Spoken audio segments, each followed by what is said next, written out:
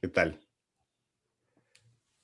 ¿Cómo están? Bienvenidos a Pequeñas Islas, el dominical de La Encerrona, en el que hacemos entrevistas cada 2 semanas y estamos aquí con la participación de los Patreons que están suscritos en el nivel Pequeñas Islas y más, y con Fernando Tuesta, que no necesita mayor presentación, es ex jefe de la OMPE, experto en materia electoral, y con él vamos a hablar de las elecciones de Estados Unidos, pero también del sistema electoral peruano, que el hecho de que el sistema electoral gringo sea loco no quiere decir que el sistema electoral peruano sea necesariamente mejor, ¿o sí, Fernando? Depende cuán funcional sean. Gracias por la invitación, Marco. Eh, claro, el sistema electoral norteamericano es único en el mundo. Tiene una cantidad de particularidades que no se observa en ningún otro país. En mis clases yo suelo decir que hay más o menos sistemas electorales como países en el mundo, eh, pese a que parecen algunos entre otros, pero el norteamericano es muy, muy particular casi en todo. Es a su vez, para algunos, digamos, un modelo, incluso a repetir. Algunos están muy seducidos por el sistema electoral norteamericano, pero creo yo sinceramente que puede ser todo lo interesante, pero no es importable, ¿no? Para ¿Qué, nuestros qué, qué países. cosa le seduce a esa gente del sistema norteamericano? Una parte muy pequeña que en realidad es sobre todo sobre las circunscripciones uninominales. Ujú. ¿Qué quiere decir esto? En realidad es sobre todo para la Cámara de Representantes, que es el equivalente a la Cámara Bajo, Cámara de Diputados. Los 436 representantes de la Cámara son elegidos cada 2 años, cambian absolutamente todo cada 2 años. Es el tiempo de mandato más corto que existe en ninguna otra parte y solamente en Estados Unidos. Dos. Es más, al inicio de la República Americana era de un solo año, se Wow. amplió a dos, Ya. imaginarán ustedes. Ahora, pero ellos se pueden reelegir ad infinitum, ¿no? Y la tasa de reelección es de las más altas del mundo. Ah, wow. Bueno, y la idea es que del conjunto de electores, bueno, electores es un poco también muy particular en Estados Unidos, porque no existe en realidad un padrón electoral único, ya podemos verlo esto después. Ujú. De lo que se trata es de que en realidad se divide eh, la población total de Estados Unidos en 436 partes iguales, de tal manera que cada representante lo es de más o menos un mismo número de electores, De un distrito electoral. de un distrito electoral o circunscripción. Lo que Ujú. pasa es que en el Perú hay que tratar de referirnos a ello como circunscripción, porque el término distrito para nosotros pues es un ubigeo, ¿no? Ya, claro. Es la división política administrativa menor que es el distrito. Entonces va a utilizar dos nombres para situaciones distintas, dificulta, ¿no? Aun cuando Ujú. el término circunscripción aparece para muchos, evidentemente, como algo excesivamente técnico. Pero esa es la idea. En cada circunscripción o distrito tú eliges uno. Y entonces el represent- representante tiene que estar muy cercano a los electores porque siempre está intentando ser reelegido y por lo tanto sus intereses de alguna manera se ven mejor reflejados, aparentemente mejor reflejados, ¿no? Eso pasa también, entiendo, por ejemplo, en Gran Bretaña, ¿no? Que Ya, los congresistas, no sé de cuál cámara, pero creo que los Commons, imagino, los sí. congresistas tienen que ir, pero no por ley, sino porque o sea, tienen que ir a su pueblo y más o menos que cualquier persona les puede tocar la puerta y hablar con ellos, una cosa muy, muy cercana. Antes en Estados Unidos se decía los congresistas contestaban todas las cartas, ¿no? Ahora ya no hay cartas, Claro, pero ahora claro. deben estar respondiendo Es que a emails. veces se ve en las películas se ve, hay que Exactamente. escribirle al congresista, ¿ve? En el Perú tú le escribes al congresista y Y se eso ríe tiene de ti, pues, ¿no? eso tiene un elemento interesante porque al deberse más cercanamente al elector y tener directamente intereses que canalizar, Entonces, en relación al partido, la relación al partido es distinta. Recordarás tú que ves muchas series también, House of Cards, Claro. la relación entre alinear a sus congresistas y estos que tienen que responder a sus electores, ¿no? Pero, por ejemplo, eso seduce mucho. De decir, en el Perú hay que imponer esto, porque no, esto nos traería, esta es en realidad la seducción, dos partidos, ¿no? Como Ya. Estados Unidos tiene dos partidos porque tiene circunscripciones uninominales, el Reino Unido, mira, tiene dos grandes partidos, ¿no? El laborista y el conservador, porque tiene circunscripciones uninominales. En realidad, el bipartidismo norteamericano es histórico, no se impone por ley, aun cuando esta regla de juego que casi tiene más de 2 siglos, o Las dos favorece. siglos, de los siglos, digamos, establece, digamos, una fuerte incidencia en este bipartidismo, pero como puse ahora un post hace unos minutos, participaron 21 candidatos presidenciales. En La estas gente cree que elecciones de solamente Estados Unidos. sí, sí, sí. 21 candidatos presidenciales, de los cuales 4 eran independientes, pero está el Partido Socialista de los Trabajadores, el Partido Verde, el Partido Libertario, partidos que uno los conoce porque están en la lista, ¿no? Claro. Hay el famoso rapero Kanye West. así es, que tiene su partido, pero ahí, para él no importa sacar una cantidad de votos a nivel nacional, lo que importa es ganar en cada estado, aunque sea un voto por encima del otro. ¿Para qué? Para ganar esto que es la elección indirecta en Estados Unidos, vale decir, los delegados al colegio electoral. Pero no quiero confundir, Sí, simplemente solo, pasar de la solo sí, elección. vamos poco a poco. Y ahí, antes de pasar eso, yo creo que hay un tema como coyuntural que creo que es básico, que hay mucha gente, hay trampistas peruanos, y entonces ellos dicen, por ejemplo, pero ¿por qué ya todo el mundo está hablando de Biden si no hay un organismo oficial que haya dicho que él es presidente? Son los medios, son solo los medios. Entonces, ¿cómo funciona eso? No, no le falta razón. A ver, ¿de qué manera? Esto es lo que conocemos nosotros como organismos constitucionalmente autónomos, se crea en América Latina. Es la primera Así. región en el mundo, sí, que tiene organismos no solamente especializados, sino autónomos. ¿En qué sentido? De los poderes del Estado, vale decir, Ujú. ejecutivo, legislativo y judicial. Se ha ido desarrollando y somos la región, repito, que tiene organismos autónomos. Por ejemplo, la OMPE, el Jurado Nacional de Elecciones y el RENIEC. Y vamos a hacer la comparación. El RENIEC se encarga de hacer el padrón porque tiene un registro de todos los ciudadanos, de todos nosotros, ¿no es cierto? Este registro de identidad, que es desde que naces, un subconjunto es el padrón, los que tienen entre 18 para arriba, ¿no es cierto? Pero en Estados Unidos no. En Estados Unidos, para que tú, bueno, y ese es el padrón. En Estados Unidos, para que tú puedas votar, te tienes que registrar. No Claro. existe un documento nacional de identidad. Tú te tienes que registrar en esta elección. La siguiente elección te tienes que volver a registrar. Claro, no es una cosa engorrosa, es una cosa relativamente simple, de tal manera que a partir de allí recién se hace el padrón. O sea, el padrón No se hace hay cada vez. cada vez y en cada estado. Y acá viene el tema. No existe, sino reglas muy generales a nivel federal, pero las leyes de desarrollo son 51 en 50 estados y en el Distrito de Columbia. Entonces, allí te dicen cómo, cuándo, de qué manera y cuáles son los procedimientos a votar. Entonces, por ejemplo, un candidato presidencial no es que se inscribe ante un jurado nacional de elecciones o una OMPE, digamos, ¿no? Como hay Ujú. en otros países de América Latina.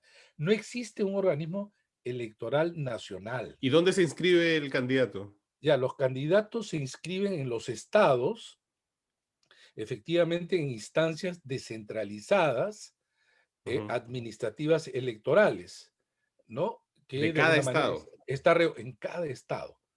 Y eso te permite salir en la papeleta de ese estado. eso requiere muchas cosas porque es una inversión mucho de dinero. Claro, tienes que Los tener gente en todos los estados, por eso en no todos los cualquier grupo se estados y hacer puede campañas, mandar. así es. Son en realidad en el fondo 51 elecciones simultáneas. Ah, Es por eso que, así se entiende mejor. claro, son simultáneas, el mismo día, etcétera, Ya. pero acá viene el tema. Ah, los dos candidatos que conocemos siempre, el republicano y el demócrata, invierten pues millones de dólares, el resto casi nada. En algunos casos, muchos de estos ni siquiera aparecen en las papeletas, así se le llama a lo que nosotros llamamos cédula, en algunos estados. Entonces lo que saca pues es una cantidad de votos enana, ¿no?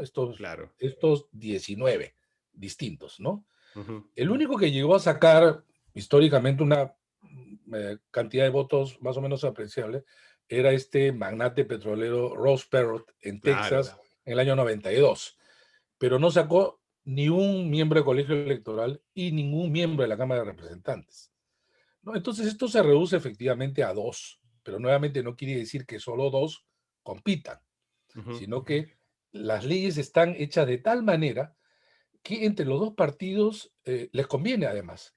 No hay Ahora, reforma porque a los dos les conviene. al no haber un organismo central, entiendo que la tradición es que los medios anuncien al Claro, ganador, porque los ah, medios van recopilando lo que dice aquí este organismo de tal estado, de aquí, de allá, y exactamente. en algún momento se lanzan. Y de hecho, puede ser incluso delicado. No recuerdo el caso, seguro tú sí, pero hay casos en los que los medios patinan, lanzan a un ganador y entonces, Muy difícil porque está o la sea, patinan en un repetición. estado, por ejemplo, dicen ganó este estado y no ha ganado ese Es que estado. lo que pasa es que la gobernación, ¿no?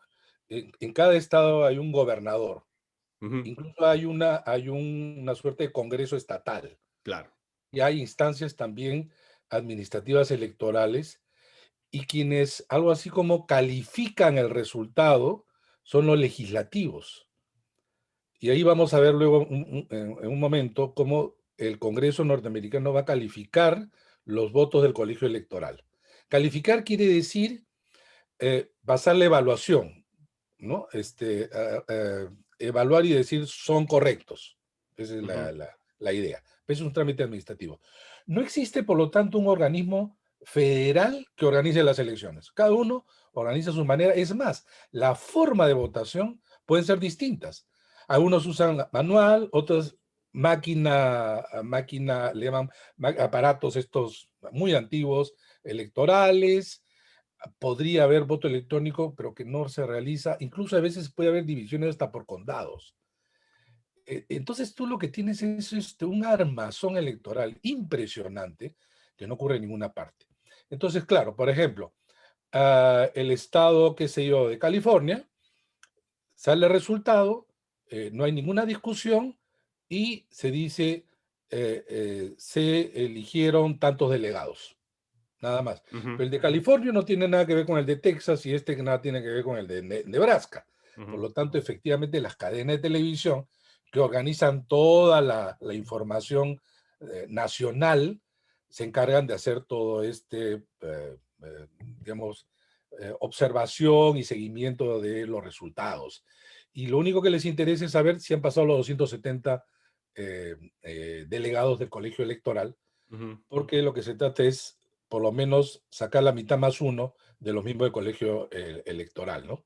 Claro. Pero, claro, y Perdóname, ¿y ahí el viene colegio electoral qué es? O sea, es ¿qué un, es? ¿qué Ya. es? El colegio electoral es parte del diseño que se llaman elecciones indirectas.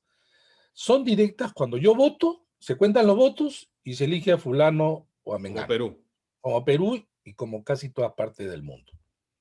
Ojo, de países presidencialistas. Claro. Porque en Europa, como en España, quien elige al Aquí no, jefe de aquí no es gobierno es así, claro. el parlamento, ¿no es cierto? Pero en los países presidencialistas es directo. En cambio, acá tú lo que eliges son delegados que van y se reúnen un día, en diciembre, un miércoles, el primer miércoles después del primer lunes, para elegir al presidente y al vicepresidente. Pero, ¿cuál es el número de los miembros del colegio electoral? El número está determinado por la suma de los miembros en número de la Cámara de Representantes de ese estado, más los senadores de ese estado, que en cada estado son 2, por eso son 100. Ujú. Hay 2 senadores por cada estado que son 100. La Cámara de Representantes varía, pues, ¿no? Según el tamaño de la población, más el Distrito de Columbia. Ujú. Todo eso hace un número, ¿no? Que es el número de los miembros del colegio electoral. Ahora bien, lo que sucede en Estados Unidos es que tú, por ejemplo, dices, yo voto por Biden o yo voto por Trump, pero, por ejemplo, en California o en cualquier estado en realidad, si los votos populares Ujú. superan a, perdón, el que gana todos los delegados del colegio electoral, para hacerlo es suficiente que yo gane más de un voto que tú. Claro. Y puede estar en juego 39 delegados, como puede estar en juego 3 delegados, que es lo mínimo. O sea, por Ese ejemplo, se de llama nuevo, California sí que es un ejemplo porque es uno de el los estados más mayor, grandes. es el más grande, Es el más grande. es el más grande. Entonces, claro, digamos que allí no importa si Biden ganó por 50 votos, se Que se lleva lleva todos todo, los electores de ese, o delegados sea, se lleva electorales. todo. El que gana se lleva todo. Ese se llama el sistema de mayoría. El que gana, gana todo. Ujú. Solo de los 50 estados, 51 con el Distrito de Columbia, solo 2 estados, Maine y no me acuerdo el otro, Dakota del Norte, no me acuerdo Están, cuál, están divididos, ¿no? no, lo distribuyen en proporción. Ajá. O sea, si por ejemplo hay 2 delegados, si tú sacas 49% y yo 51%, uno cada uno, ¿no? Pero Ya. son 2 estados relativamente pequeños. El resto es por el principio de mayoría. Y entonces, Trump tiene oportunidades ahora de que el resultado se voltee, A digamos, ver, si él hace sus juicios y sus litigios y sus cosas, ya, o no, ya. o ya hay Ahora, tantos delegados y tantas que es imposible que haga lo que haga él, se voltee el resultado. mira, ya se ha dicho en medios, la última vez es cuando justamente Bush, a ver, hay 2 cosas. Entonces, lo que importa es ganar, así sea por un voto. Ya. Es como, para entenderlo así, como el fútbol. No importa si tú ganes 1-0 o por una diferencia de un gol, o tú ganes por 13-0, no importa que tú tengas la delantera más goleadora, has ganado todos tus partidos por 9-0, pero lo que importa es cuántos partidos has ganado. Ujú, Acá es cuántos estados has ganado. ujú, Y entonces, la suma de todos los votos a nivel nacional importan solo de manera limitada, porque ya se conoce como Hillary Clinton le ganó en votos y una diferencia de casi 3 millones a Donald Trump, pero Donald Trump ganó en más estados que sumados tenían más delegados al colegio electoral, ujú. ¿no? Ahora, los miembros del colegio electoral, por ejemplo, yo soy del Partido Demócrata y yo coloco a los delegados, que es una lista de personas que supuestamente van a votar por mí, Claro. del del Partido Demócrata. Ha habido por ahí alguna película gringa en donde se volteaban, ¿no? Sí, Y sí, había sí. mafias, ¿no? Pero digamos, eso en la realidad ya no sucede, digamos. Los que votaron por delegados del Partido Demócrata que votarían por Biden y los de Trump por Trump, ¿no? Ahora bien, eh, viene la parte de la justicia electoral. O sea, ¿quién resuelve los conflictos electorales? Acá lo resuelve el Jurado Nacional de Elecciones. En Estados Unidos no existe un Jurado Nacional de Elecciones. ¿Quién resuelve las controversias? La justicia ordinaria. Pues La un justicia juez de ordinaria. primera instancia, Un juez, sí. un juez, un juez. Ujú. Y puede ser apelable hasta la Corte Suprema. Ahora, sin embargo, todo esto tiene 2 limitaciones, no es tan fácil, ¿no? Uno, tienes que pagar mucho Ujú. para impugnar, porque claro, está en juego, imagínate, el La poder. campaña de Trump estuvo mandando correos electrónicos pidiendo colaboraciones para estas impugnaciones, justo. Así Colaboraciones es. de plata. Levantar fondos, llaman ellos, ¿no? Ajá. Entonces, tú lo que tienes es que ellos van a impugnar, en algunos estados parece ser, yo no sé si es que ya con esto lo que viene van a desistir, pero también tienes que tener pruebas. O sea, ni simplemente no se trata de impugnar y no puede estar basado pues en creencias en general, pruebas que tienen que ser de alguna manera contundentes, ¿no? Y esto puede llegar a la Corte Suprema. Ahora, para que gane Trump, tendría que impugnar muchos estados porque la diferencia es muy grande. Cuando sucedió que Al Gore con Al Bush. Gore perdió con Bush, era un solo estado, que era Florida. Ajá. Entonces, eh, Al Gore gana a nivel nacional más votos, pero Ujú. resulta que era estrecha la diferencia. Quien ganaba Florida ganaba la elección, ¿no? Y ahí gana Bush y él desiste, aun cuando llega hasta altas instancias, en realidad él reconoce la derrota a Al Gore, ¿no? A diferencia Ujú. pues de Trump. Eh, yo no creo sinceramente que esto vaya a prosperar. O sea, porque ya viene pues el establishment, ¿no? Obviamente ya también es fuerte. Además, como te digo, no se está jugando en un solo estado, ¿no? Él tendría que jugarse a muchos estados y que sea, para empezar, admitida su demanda y luego Claro. procedimiento. Y esto tiene que ser relativamente rápido.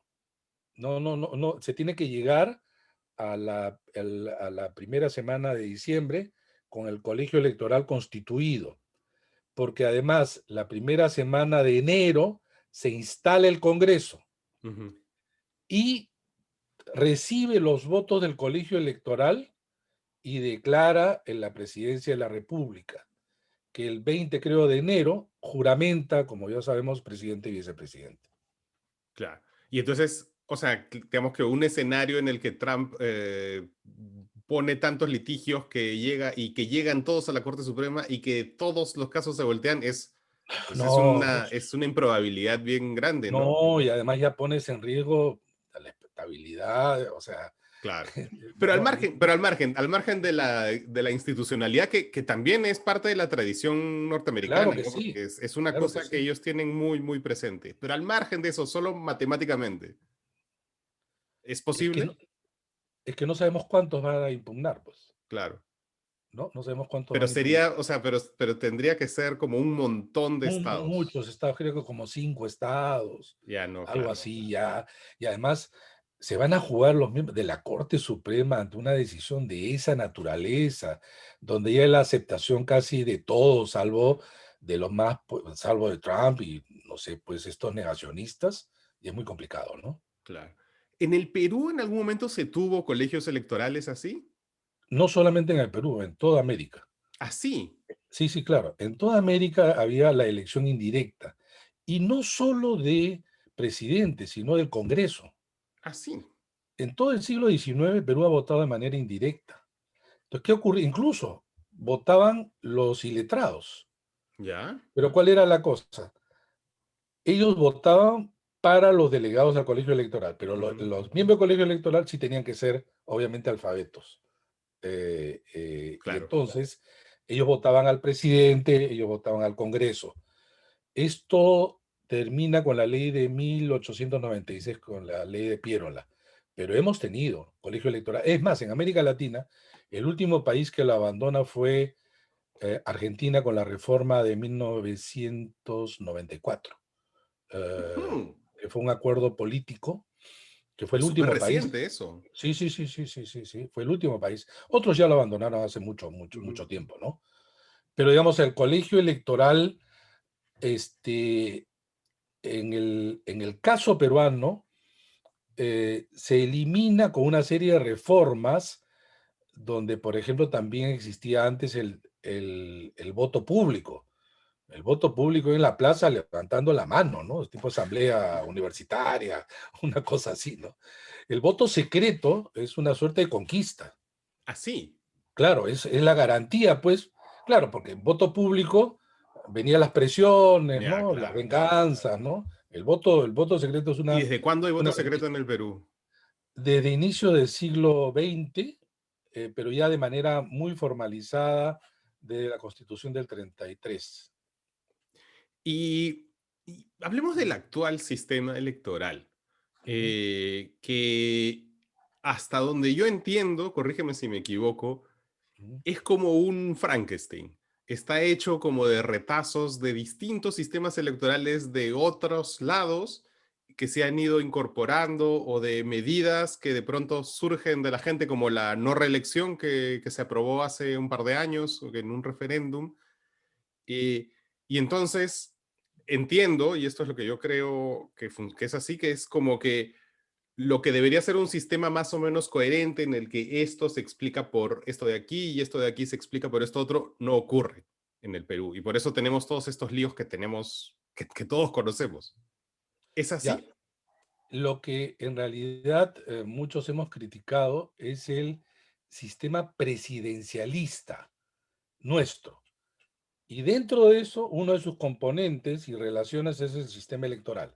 Ujú. Pero el sistema presidencialista, algunos, entre ellos yo, que hemos llamado parlamentarizado, es este conjunto de elementos que, siendo un sistema presidencial, resulta que toma el sistema parlamentario haciendo algo que es difícil. Yo puse una vez ahí cómo progresivamente se han incorporado estos elementos que hacen casi manejable. Por ejemplo, La la vacancia que figura, vamos a tener mañana, seguramente, ¿no? ese es uno, pero por ejemplo, la figura del primer ministro, Ajá. la figura de la interpelación, la censura ministerial, la disolución del Congreso, la interpelación, todas esas son figuras del parlamentarismo. Que no tienen sentido en un sistema presidencialista como el peruano. Ya, pero digamos, Estados Unidos por ejemplo, no tiene nada de eso.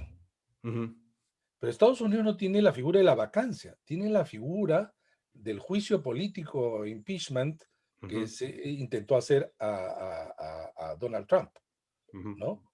Pero en el Perú existe ni siquiera la figura de la vacancia, sino la interpretación de un artículo muy antiguo del siglo XIX sobre la vacancia, ¿no? Pero regresando un poco al sistema electoral, para empezar, ¿qué de particular tiene lo nuestro en relación al resto ponte de América Latina para compararnos entre los más o menos iguales, ¿no? Ujú. En primer lugar, somos un país, el cuarto país en población de toda América Latina y electoral, y que sin embargo somos unicameral. Todos los países son bicamerales. El resto me refiero de ese nivel. Solamente tres países en América del Sur son unicamerales: Ecuador, Venezuela y Perú. Y los tres fueron convertidos a un sistema unicameral, sea por un gobierno dictatorial o autoritario. Es mucho Ajá. más fácil el control. Ya, ese es un primer nivel. Lo segundo es que estamos subrepresentados. Nosotros tenemos 130 congresistas en una sola cámara. Ecuador, Bolivia y Chile, que son los limítrofes, Ujú. tienen menos población que Perú y tienen más representantes. Parece una discusión de números y nada más, tiene un impacto enorme. Bueno, es que un poco lo que decías al inicio de que en Estados Unidos un congresista representa a muy poca gente y por tanto la presión sobre ese congresista o el accountability o el término que quieras es mucho más directo sobre ese congresista y digamos que en teoría trabaja mejor. Claro, por ejemplo, tú tienes, a ver, cuando se hizo el 93 con la constitución esta, éramos 12 millones de electores. Y en ese momento, antes del corte, teníamos 180 diputados y 60 senadores. Vale decir 240 representantes, ¿ya? La relación era más o menos de un representante por cada 50.000, para redondear, 50.000 electores. Ujú. Hoy día tenemos no 12 millones, sino tenemos 25 millones de electores. Y antes teníamos 240 representantes, ahora tenemos 130, casi la mitad. Uno se ha duplicado y la otra la mitad. Y pasamos a tener casi un representante por 189.000 electores. Entonces, ese es un primer problema, el problema del número, porque además cuando dicen, pues, semana de representación, Claro, claro. tú vas y dices, no sé, pues, Madre de Dios, hay uno. ¿A dónde va, pues, en Madre de Dios en la semana, no? O sea, imagínate un territorio inmenso, aunque la cantidad de electores es pequeña, ¿no? Y entonces faltan representantes. Increíble. Lo que pasa es que la discusión está mal dirigida, porque la discusión, incluso por culpa de los propios representantes, hablan del tamaño total, 130. Entonces dices, oye, hay que crecer en número. Y todos dicen, no, no, estos son unos comechados, estos son los otorongos, al contrario, hay que reducirlos. Pero, por ejemplo, si tú le dices a los de Pasco, oye, miren, ustedes tienen dos representantes, pero, por ejemplo, los de Oxapampa, vienen los de Pasco, es un territorio también grande, vienen los de Oxapampa y nunca ha llegado nadie por allá, pues, ¿no? Si tú quieres tener representantes, te van a decir que sí. Claro. Y en cada sitio probablemente que sí, por la cantidad. Entonces, eso tiene que crecer. Y acá hay, como te digo, un primer problema, y el problema fue que Fujimori, con este discurso antipolítico y antipartidario, corta el Congreso a la mitad, una sola cámara, reduce el número y lo pone en la Constitución, le pone un candado, porque cambiar la Constitución ¿Y ahora eso no es estaba en la diferente. Constitución anterior? ¿El número de congresistas estaba en la Sí, Constitución que anterior? fue un error, pero la diferencia es que se partía de una relación más cercana. Había 180 diputados y 60 senadores. Ujú, Esa es la Constitución del 79. ujú, 14 años después, la población había crecido ujú. y luego se hace el corte mal. En el peor de los casos, tú ponle un candado, pero cuando la relación representante-representado es más o menos algo manejable. No Claro. cuando lo cortas a la parte, a la mitad o a la Ujú. cuarta parte, porque el otro lado duplica, y ahí le pones el candado, ¿no? Entonces, este es un primer problema. Un segundo problema es que si tienes una sola cámara, entonces tiene representantes por departamento o región, ¿no es cierto? Sí, Ya. Lima tiene ¿cuántos? 34. sí, Tenía 36, ahora tiene 34. Ya, 34. Es el mayor número. Cuando muchos, vale decir 8 millones de electores, eligen a muchos, que son 34, la representación se diluye. Cuando yo dirigí el Instituto de Opinión Pública de la Católica, hicimos una pregunta en una encuesta a los limeños y le dijimos, dame 3 nombres de congresistas de Lima. Solo el 17% acertó. De los 36, 3 nombres. ¿en serio? Sí, porque claro, ¿no ves que los limeños son ahí los más fregados? Porque los limeños no dicen, a ver, ante determinado problema voy a ir a mi congresista de Lima.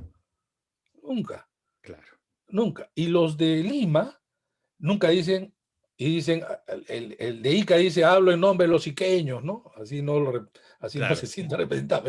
Nunca dice, pues nadie, hablo en nombre de los limeños, ¿no? No. Nunca. O, por ejemplo, hay un problema. Por ejemplo, recuerdan que estallaron estos tuberías de desagüe en Sí, San Juan del claro. Lurigancho, etcétera. Ahí podían ir los 34 a mirar y se toman la foto, o no hay ninguno. ¿Por qué? Porque como los 36 representan a los 8 millones, repito, cuando muchos representan a muchos, la representación se distancia, el control político, la canalización de intereses, que es exactamente lo contrario al representante de una circunscripción uninominal.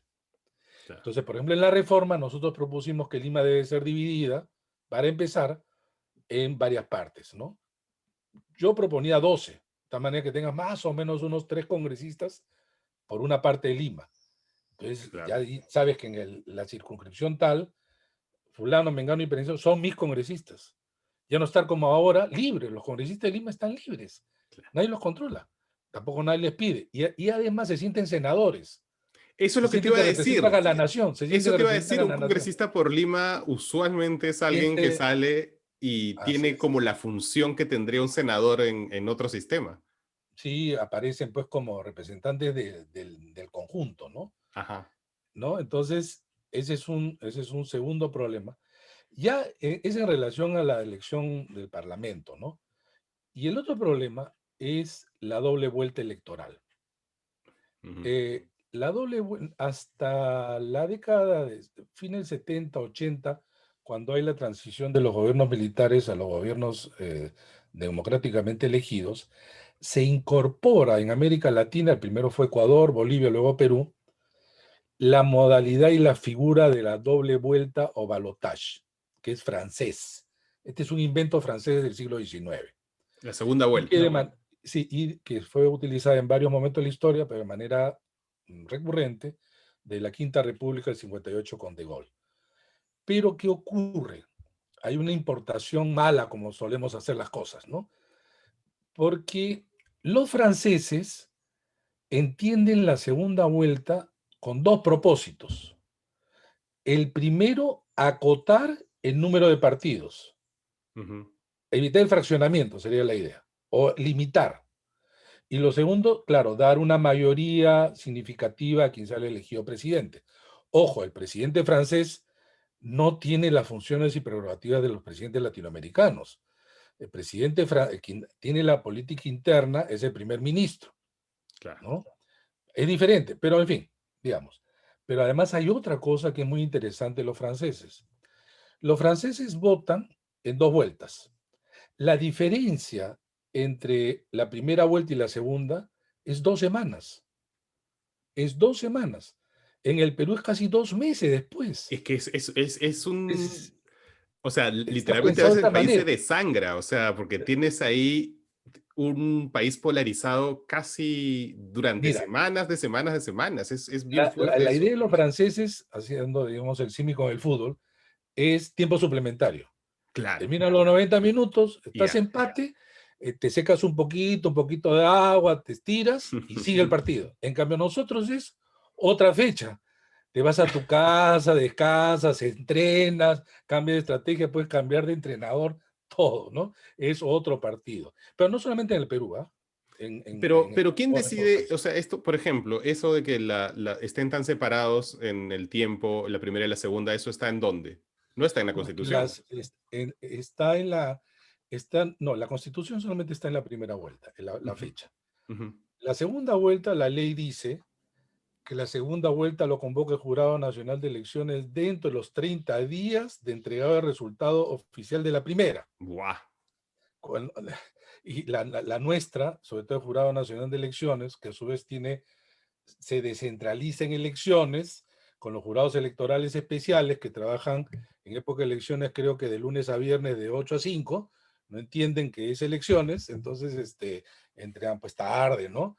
O digamos alargando los plazos. Pero acá viene entonces, regresando a los franceses, tienes un domingo, 2 domingos viene la segunda vuelta, pasa un mes y viene la elección de la Asamblea Nacional, sería una suerte de Cámara de Diputados o Cámara Baja. Allí se elige por circunscripciones uninominales, pero también en dos vueltas. Ojo, ¿qué tiene el francés un mes después? Ya sabe quién es presidente de la República. Y por lo tanto, lo que tiene es un voto estratégico. Porque, por ejemplo, Macron, cuando gana la elección, le dice a los franceses, denme una mayoría en el Congreso. Ujú. Y los Le Pen le dicen denme a la oposición. Bueno, un mes después vienen las elecciones y para ganar tú una circunscripción de uno, a diferencia de Estados Unidos, tú tienes que ganar por el 50% más uno Claro. en una circunscripción, para ganar esa circunscripción. Si nadie llega, van todos aquellos candidatos al Congreso, a la Asamblea Nacional, que superen el 12.5%. O sea, pueden ir hasta 8. Ah, sí. Y en la segunda vuelta gana el que tiene más votos nada más. Ujú, Pero ujú. ¿cuándo se da la segunda vuelta? 2 semanas después. Qué O sea, hay segunda inteligente. vuelta digamos, de Congreso, para el Congreso también. No, hay segunda vuelta, eso es lo que te estoy diciendo. Claro. O sea, primera vuelta presidencial, 2 semanas después, segunda vuelta presidencial. Un mes después, elección primera vuelta en la Asamblea Nacional, 2 semanas después, segunda vuelta de la Ahora, en el elección. Perú eso sería mucho. ¿Cómo lo adaptarías tú a la realidad peruana? Ese es el tema. Imagínate, los franceses van 4 veces Ah, es mucho. en 2 meses, eso es impensado en Perú. Entonces, dentro de las cosas que hace años pienso sobre reforma, yo decía, hacer la elección parlamentaria en la primera vuelta presidencial es lo que yo llamaba voto ciego. Tú no sabes quién es presidente. y lo que ocurre es la fragmentación, la Ujú. dispersión. En cambio, hay que hacerlo después, pero Perú no aguanta 3 elecciones. Entonces, mi idea era, y la propuse en la comisión y luego fue ganando ciertos seguidores, que por lo menos coincida con la segunda vuelta electoral ¿Y eso presidencial. se ha aprobado? No, no se ha aprobado, no se ha aprobado porque no se discuten algunas cosas, porque no le entienden los congresistas para empezar. Y la vez pasada lo entendían tan mal, y alguna gente, caray, que en principio piensa, decía, esto nos lleva al bipartidismo, decía, porque si en la segunda vuelta hay 2 candidatos a la presidencia, todo el mundo va a votar por esos partidos. Yo le decía, no. En Francia hay 8 partidos en la Asamblea Nacional, 8, y es después de la votación presidencial. ¿Qué es lo único que te garantiza, de mi punto de vista? Lo único que te garantiza es que el presidente de la República tenga por lo menos una bancada medianamente representativa. Que Quiero no decir pase que lo que no pasó con PPK, digamos. exactamente, no podría ocurrir lo de PPK. No puedes entrar a un quinquenio como el de PPK, que es el origen de todos los males. Claro. Tener un presidente que tiene 18 congresistas y una oposición que tiene 73 congresistas, mayoría absoluta. O sea, por ejemplo, los franceses, eso sería impensado. Claro. Y de la misma Tenemos, manera que en los sistemas parlamentarios también, ¿no? tenemos preguntas de los ¿Cómo patrons no? que están ahora. Yosimar Mamani, me parece que la acabamos de contestar, pero igual. Él menciona la frase famosa en qué momento se jodió el Perú. Y dice, si la pasamos a los partidos políticos, ¿cuál es el punto de quiebre? También quizás había que distinguir el sistema electoral del partidista, ¿no? Claro, aun cuando hay relaciones entre ellos, porque bueno, digamos, en los estudios académicos, ¿no? Más o menos esta fecha es fines de los 80, inicio de los 90, que es el desplome del sistema de partidos. Ujú. Y que justamente gracias al desplome surge pues Fujimori. O sea, Fujimori no puede ser entendido sin el desplome del sistema de partidos. Porque Fujimori hubo antes, vale decir, estos candidatos chiquitos que intentaban a ver qué pasaba y nunca pasaba nada, ¿no? Porque había un cierto nivel de armazón partidaria, ¿no?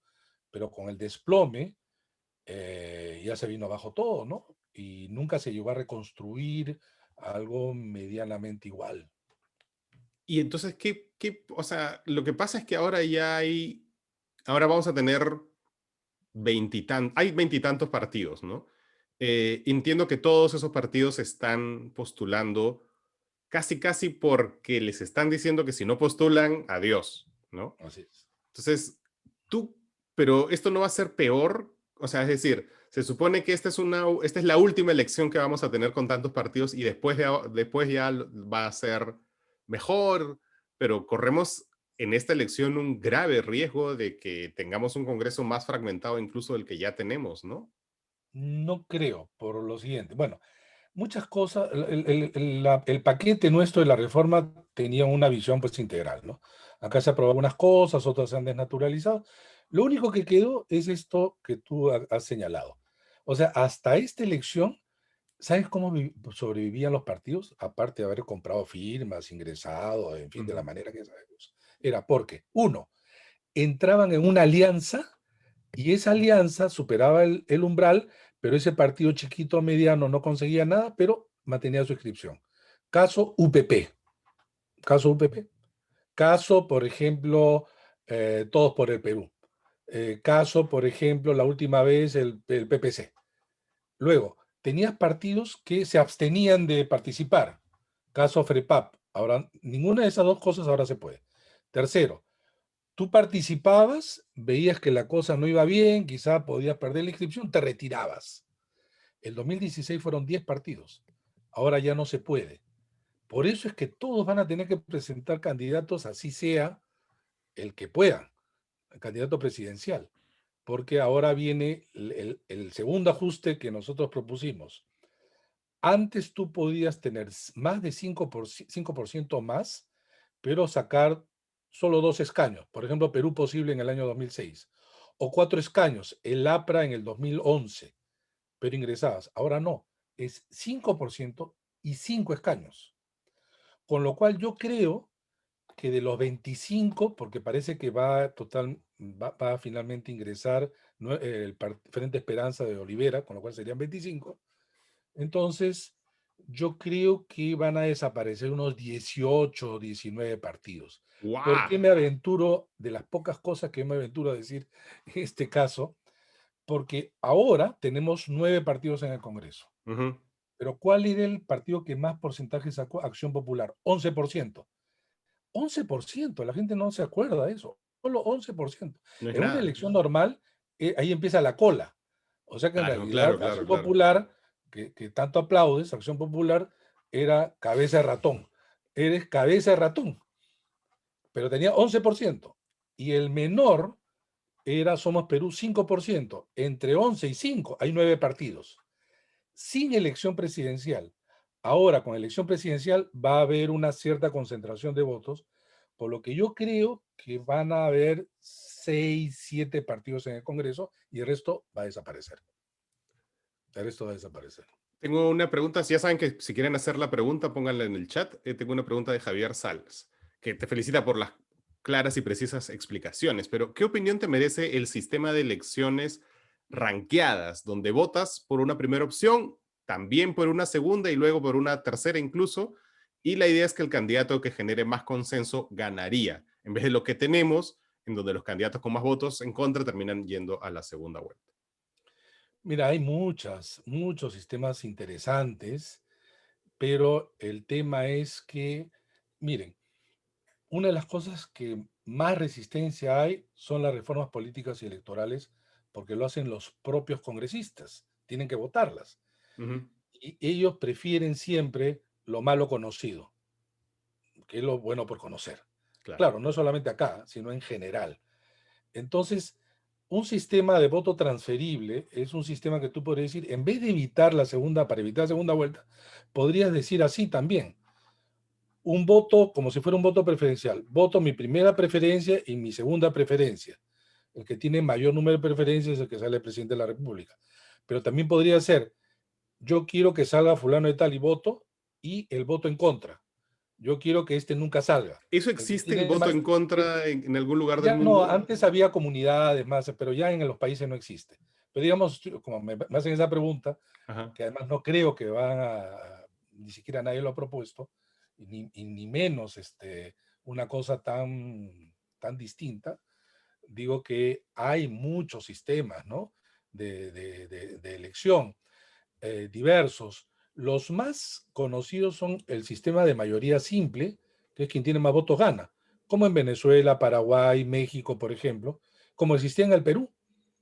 Hay un sistema que es el doble vuelta, que es el que conocemos, y hay un sistema intermedio que es, si es que nadie gana con el 50% más uno, lo elige el Congreso, que es Ah, lo que existía en el Perú también hasta 1963 así. y en casi la mayoría de países en América Latina. Bolivia, por ejemplo, Bolivia, hasta la llegada de Evo Morales, elegía entre los 3 más votados. Es El más, Congreso. el Congreso votaba entre los, el Congreso votaba entre los 3 candidatos más votados. Por ejemplo, el presidente Paz Zamora quedó tercero, y fue elegido presidente por los votos en el Congreso, lo cual ocasionó también, claro, protestas, ¿no? Pero hay diversas, repito, modalidades, ¿no?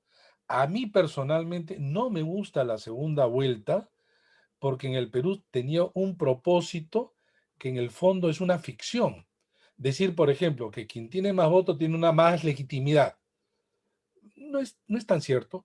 Por ejemplo, Alan García saca 53% en el año 85 y se desmorona, como ya sabemos, en uno de los peores gobiernos de la historia. En el año 2006 saca solo el 24% en primera vuelta y tiene un mejor gobierno que el 85. O sea, el porcentaje de votos no es que te bendice, ¿no?, y te da origen y te protege a un mejor gobierno, ¿no? Pero en Es más, teoría sí te protege que, digamos, la gente sale, queda más contenta con el resultado. Ya, pero Que también es un factor o sea, por ejemplo, ahora que con Estados Unidos, pensando en todos lados, sí, ¿no? ujú, Las elecciones tienen como un efecto psicológico también en la gente, ¿no? sin duda, sin duda, sin duda, claro. Eh, por ejemplo, cuando tú tienes una elección de una sola vuelta, la gente piensa más su voto. Es lo que decís es tener una sola bala. Ocurrió en el mm, Perú en 1980. No había segunda vuelta, de manera excepcional en la Constitución de 79. ¿Qué ocurrió? Los partidos que tenían menos posibilidad de ganar, ¿qué hicieron sus electores? Votaron por sus candidaturas al Congreso y muchos fueron a votar por el APRA y sobre todo por Acción Popular. Y por eso ganó Fernando Belón de Terry, ujú. ¿no? O sea, Entonces como más midieron su voto cruzado. voto, se estimula el voto cruzado. Es más, las campañas eran clásicas de no pierdas tu voto, Ya. no pierdas tu voto. ¿Qué es lo que se haría si es que hay una elección del Congreso en un segundo momento? Que Porque le das, es un sentido común que perdura hasta ahora, ¿no? Porque eso de no perder el voto se dice hasta ahora. ya, pero no con Claro, la claro. fuerza porque ahí sí tenías un solo Una voto, bala. una bala, una bala. Y Claro. tenías que usarla en principio mejor, ¿no? Ya, pero por eso quiero decir, digamos que si se, o sea, la gente yo creo que no le gustaría, es que eso, de nuevo, es como hay un tema como de tradición también, no le Sí, gustaría también, no tener una segunda vuelta, ¿no? sin duda. Mira, tú sabes que uno de los enormes problemas para las reformas son las tradiciones y las creencias. Ujú, Por ejemplo, en Europa se sigue votando con papeletas para cada candidato que se meten a un sobre. Eso en el Perú había hasta en el año 62. ujú. Esa es una cosa que huele a naftalina. Solo lo tiene Argentina y Uruguay. No hay boleta única como nosotros tenemos, donde tú marcas. Allí encuentras en una mesa los votos como si fueran volantes de cada partido. Agarras el de tu partido, lo metes en un sobre, los sobres son iguales, sales y lo metes al ánfora. Pero además, cosas como, por ejemplo, ya en España, ¿quién organiza las elecciones? El Ministerio del Interior. En Francia también, en Italia, el Ministerio del Interior, la dirección electoral del Ministerio del Interior. Acá, pues imagínate, yo recuerdo que fue una elección, eso lo tiene Argentina, y fue una elección, una observación que iba a varias en Argentina. Estaba el presidente Duvalde, estaba el ministro del Interior y el director electoral del Ministerio del Interior. Todos eran, en ese momento, del mismo partido. Acá pues es impensado. Imagínate tú que el APRO, el Fujimorismo, la izquierda tengan pues presidente, su ministro y su funcionario pues manejando las elecciones. Pues es impensado, ¿no? Y el voto electrónico, ¿tú qué piensas de él? Porque tiene muchos detractores y muchos fanáticos. Y yo mismo no sé qué pensar. Mira, en mi gestión en OMPE hasta el año 2004, del 2002 a 2004, nosotros promovimos e incluso luego se dio una ley que señaló o permitió de manera progresiva. Lo que pasa es que después de mi gestión, de entre el 2004 y 2020 en realidad, las subsiguientes gestiones ampliaron no mucho y son casi concentrados en Lima. Varios hemos votado, no sé si es que alguno de los que están acá presentes, de manera electrónica y fue muy sencillo. En realidad es muy sencillo y se puede hacer. El gran problema es la desconfianza. El problema del voto electrónico es la desconfianza. Porque tú sabes que en este momento, mientras estamos hablando en el mundo, pues se están transfiriendo pues dinero, data, imagen, no se van a transmitir pues contar votos, ¿no? Eso es una cosa pues sencilla, ¿no? Sino que por un lado es eso y por otro lado es un tema generacional, que es lo que más se resiste en general, Ujú. ¿no? Es más, algunos pensarían que ya ni siquiera sería el voto electrónico presencial, sino el voto electrónico no presencial, o sea, de tu casa, ¿no? Claro. Pero, por ejemplo, eso ya rompe casi en toda la parte simbólica de la elección, ¿no? Toda esta teatralidad que tiene la La elección, fiesta la, electoral. esto que nunca he usado ese nombre, la fiesta Ahora, pero democrática, dice, qué me parece guachafísimo. guachafo, me parece, la fiesta democrática. Y entonces, hay mucha resistencia. O sea, a un nativo digital le esté diciendo, ¿qué te parece votar de tu casa? Pues les encanta, ¿no? Pero por ejemplo, claro, por ejemplo, pasa lo mismo en Estados Unidos, que allí sí hay tradición de votar por correo, o sea, por correo postal, ¿no? Y eso, Claro, y es parte del problema que ha habido ahora, ¿no? así es. Pero se ha hecho justo por la pandemia. Por la pandemia, pues claro. En el Perú, ¿cuál es la posibilidad dentro de la ley de, no de votar por correo postal, pero no sé, algunos hablan de prolongar la jornada electoral 2 días, cosas por el Sí. estilo? ¿Cómo tomar medidas de seguridad Pues dentro ya de sea, lo que se puede ahora mismo? el Congreso aprobó algunas normas que fueron solicitadas por los organismos electorales y la OMP acaba de, en unas resoluciones, señalar 7 protocolos. Uno de ellos es, ningún país en realidad dividido en 2 días ya, ¿no? Han tratado de enfrentarlo todo en un primer día, porque también es complicado. Imagínate, botas la mitad y ¿qué haces con las ánforas? ¿Quién las cuida? Mm, ¿No? Tendrías que dormir allí amarrando mm. tu miembro de mesa. Es todo imagínate pues en millones, ¿no? Ahora, lo que se ha hecho es ampliar la jornada electoral. Si antes era de 8 a 4, ahora va a ser de 7 de la mañana a 7 de la noche. Ajá. Esa es una primera medida, o sea, para que te distribuyas. Una segunda medida es que parece que las 2 primeras horas van a estar digamos, los sectores más vulnerables, ¿no? Adulto mayor, discapacitados, de 7 a 9, eso lo tiene que precisar OMPE. Y el resto del día se va a hacer para que vayas por tramos según cuánto termine tu número de DNI. De repente, el mío termina en 2. De repente me toca pues de 10 a 11 o un tramo de 10 a 12 por ahí. No quiere decir que si es que no votas ahí no vas a poder votar, sino que se trata de distribuir. ¿Por qué? Porque la gente suele votar como una campana. Empiezas a Ajá. las 8 de la mañana poco, crece, crece al mediodía y luego baja. Hay una Así, ¿no? concentración Esto así. de, esto de que van a votar en el último minuto es falso, porque existe esa creencia. Sí, bueno, hay una cantidad de mitos enormes, ¿no? Pero es una campana. Y te digo porque nosotros en mis épocas hicimos estudios y también lo tiene ahora la OMPE. Entonces la idea es ampliarlo, pero la otra medida que es tan importante como estas es que el número de locales se va a multiplicar por 3. Así, Entonces, si, por ejemplo, antes, no sé si recordarán ustedes entraban a un salón y habían 2 o 3 mesas. claro. Ya no va a haber en un salón sino una sola mesa. Mm. Por lo tanto, vas a necesitar más locales y se va a distribuir la gente. Ese es un tema. Otro tema es lo que se llamaría voto domiciliario. A partir de diciembre van a recibir por correo electrónico los locales cerca a tu casa, según tu DNI. Y entonces, por ejemplo, cerca de mi casa me van a decir, ¿qué local quieres votar? Y yo voy a elegir y elijo el local, Ah, qué bueno. ¿no? Eso va a estar bueno. Y luego las típicas sanitarias, ¿no? Vale decir, Ya, ya. distancia, gel, temperatura, entre otras cosas, ¿no? Desinfectar. Bueno, la gente debe llevar su lapicero, ¿no? Para Mm. no estar tocando. Claro, si alguien no lleva, probablemente le den, lo desinfecten, pero la idea es hacerlo así, ¿no? Lo otro que Ahora, es la muy otra cosa, importante. perdona, es que lo que yo pensaba es, y ya estamos cerrando ya con esto, imagino, esta será mi última pregunta seguro. Yo pensaba, pues, con veintitantos partidos, vas a tener veintitantos observadores en las mesas, o sea, va a ser solamente la cantidad de gente de los partidos que están observando en cada mesa va a ser una brutalidad. Sin embargo, pese a que han habido un número también importante, no tantos como ahora, acuerda que la mayoría de los partidos son cascarones.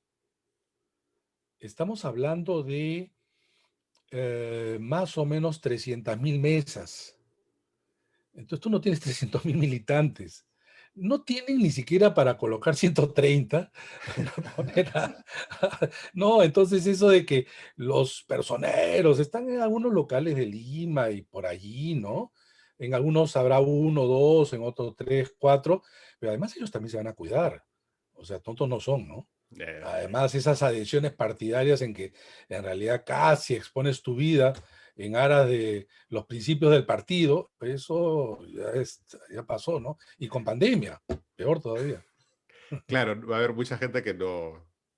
No va Y, a haber es, y, mucha ese, es, gente dispuesta. bueno, y ese es el otro tema que justo he estado tratando de apoyar, es que hay que pagar a los miembros de mesa.